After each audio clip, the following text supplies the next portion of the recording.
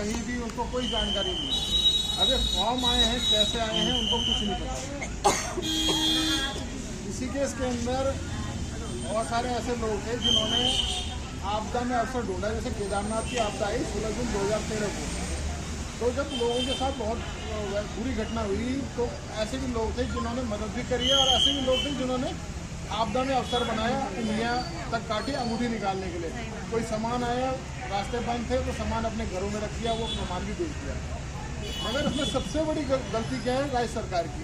37 ब्रांचें पूरे प्रदेश में एक तरह से ऑन रोड पर संचालित होती है, और इनकी क्वार्टरली रिपोर्ट बनती है, सब कुछ होता है।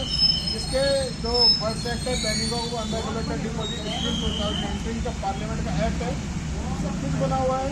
इसके नोडल जो है वो हर डिस्ट्रिक्ट के डीएम में। इतना सब कुछ होने के बावजूद यहाँ पर घोटाला अमल में आता है और लोग शिकायतें कर करके थक जाते हैं, कोई कार्रवाई नहीं होती। फिर माननीय न्यायालय नैनीताल में मेरे द्वारा एक पिटीशन की जाती है।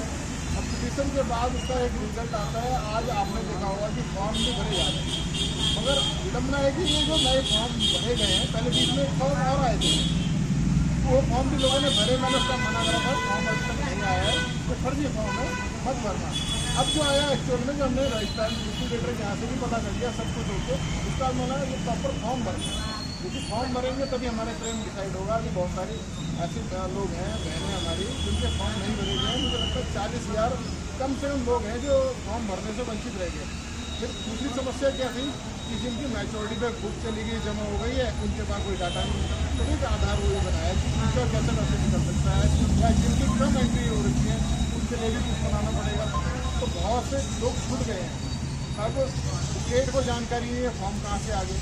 ये सारे जो विषय हैं बहुत गंभीर विषय हैं, इस पर भी हमें देखना पड़ेगा। सीबीआई जांच अपने अलग तरीके से चल रही है। फिर राज्य सरकार का एक और वाक्य जो वाला आया कि सीबीआई और जो ईडी के माध्यम से 400 करोड़ का भुगतान हो गया। तो मुझे नए पुरानी पिटीशन तो पिटीशन के लिए कोर्ट जाना पड़ेगा, तो मैं जा रहा हूँ। पर मैंने पहले ही तो बोला था कि कोई भी अगर किसी को मतलब ऐसे बोलता है कि मैं कानूनी रूप से जा रहा हूँ, फिर जा रहा हूँ, तो आपसे सबसे निवेदन, आपका भाई इतना सक्षम है कि एक पिटीशन कैसे भी करके कर लेगा। किसी से 1 रुपये की वो नहीं है। और कोई अगर अन्य व्यक्ति भी कभी बोलता है कि हमें ये चाहिए, हम आपके फॉर्म बनाने के, जैसे ऋषिकेश में चला और जगह चला, तो फॉर्म भराने के नाम पे जितने पैसे लिए, अगर कोई ऐसा व्यक्ति अगर आपको लगता है गलत करेगा हो, चाहे ऋषिकेश के अंदर था, बहुत सारे उन्होंने मुझे स्क्रीनशॉट और कई सारे वैसे वो भेज दिए, वीडियो वगैरह है, ऑडियो जो है कि हमसे पैसे मांगेंगे, हमसे ये करा गया। तो मैंने मुझे समझाया कि ऐसा मत करो। और मैं शुरू वाले दिन से बोल रहा था कि किसी को 1 रुपये देने की आवश्यकता नहीं है, और प्रॉपर हम इसको जो है लास्ट तक ले जाएंगे। और आज कहीं ना कहीं दिख रहा है, मगर राज्य सरकार अभी भी नहीं देती है। अभी भी बहुत सारी सोसाइटी और है जिसकी मैंने एक कंप्लेंट और किसी से दर्ज कराई है। 18 एक और सोसाइटी थी जो इसी के साथ हमने कही थी कि ये सोसाइटी उत्तराखंड में इलीगली ऑपरेट हो रही है, इसको बैन किया जाए। तो वो भी माननीय न्यायालय के माध्यम से। तो मुझे ये नहीं समझ में आता कि हर काम के लिए उत्तराखंड में क्या हम न्यायालय जाएंगे। यूपी की स्थिति मैंने वो देखी, वहाँ जब मैं लिक्विडेटर के ऑफिस गया, वो कह रहे मैंने कभी ऑनलाइन निकाल देते, कह रहे हमारे पास में संसाधन नहीं है, हमारे को ये फॉर्म कैसे रखने पड़ेंगे, कर्मचारी हमें वैसे मिल गए। तो इस तरह की भाषा उन लोगों की थी, उनके पास संसाधन नहीं। तो कम से कम एक ऐसा तो इंफ्रास्ट्रक्चर डेवलप करो कि जो लोगों के पैसे, जब पैसे लिए गए उस वक्त तो कोई ऐसी फॉर्मेलिटी नहीं।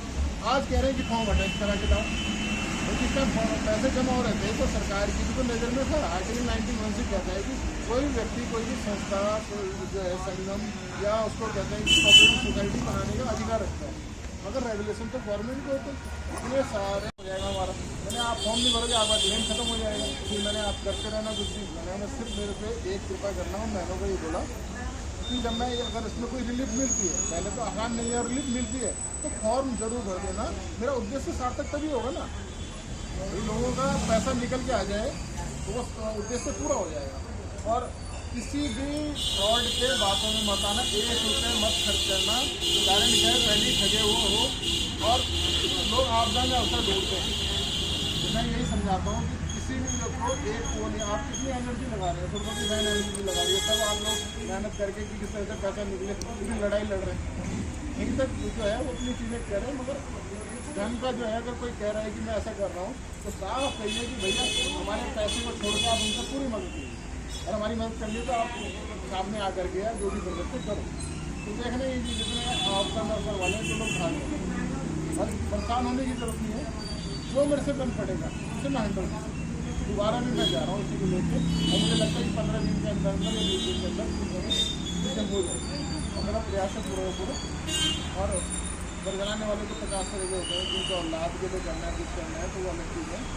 मगर अब उम्मीद है क्योंकि CBI इससे बड़ी कोई एजेंसी नहीं है हमारे। अब CBI होने के बाद कुछ लोग थे जिन्होंने कहा कि 37 लोगों से कि भैया हम केस कर रहे हैं, हमारे को पैसे दो। जिसमें ऑर्डर हो चुका है उस ऑर्डर में दोबारा ऑर्डर हो नहीं सकता।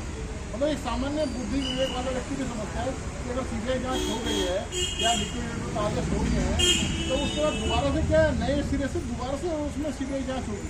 जो हो गई तो वो हो गई ना, या कोई और अमेरिका की एजेंसी आगे तो नहीं करेगी, करना उसने ये। और इंडिया की सबसे बड़ी एजेंसी है, उस पर हमें विश्वास करना चाहिए। तो कहीं ना कहीं इसमें रिलेट इंडिया डिफेंस अब तो आना शुरू हो गया। जो बात मैंने 1 साल पहले कही थी, आज सच्चाई आपके सामने आ रही है ना, वही की वही चीज़ होगी ना जैसे जैसा था। तो इसमें ठीक होगा, बस आप लोग बिल्कुल टेंशन ना लें। अपने आप में अधिकारी का बड़ा भाई होगा, जिसका छोटा भी हो सकता हूँ, तो मैं इतना विश्वास दिलाता हूँ कि आपका भाई पूरे आप